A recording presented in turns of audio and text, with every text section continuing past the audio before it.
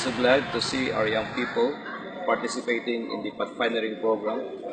This activity is very relevant in the development of their personalities and character.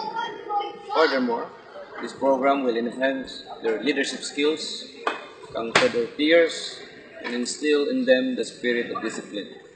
Most of all, they will be brought closer to the nature and be spiritually refreshed.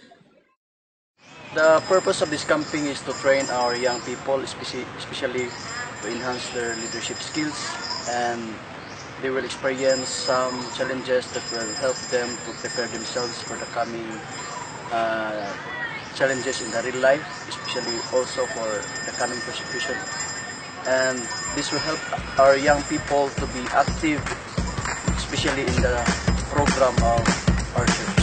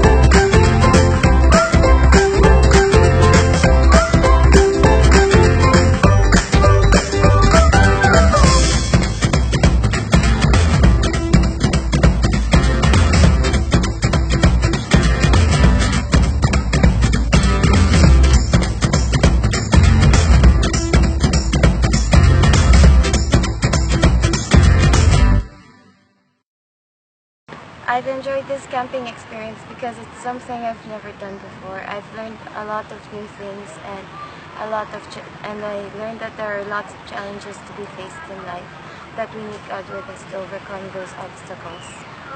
我觉得这次的那个露营呢，这个活动呢非常有趣。不光是让我和上帝的关系更近了一步，而且让我学到了很多户外生存的知识。非常感谢这次的那个露营。Chidas camping ay na-enjoy ko sa camping. Na-improve na akong survival skill. Excited na kayo ko sa sunod na camping.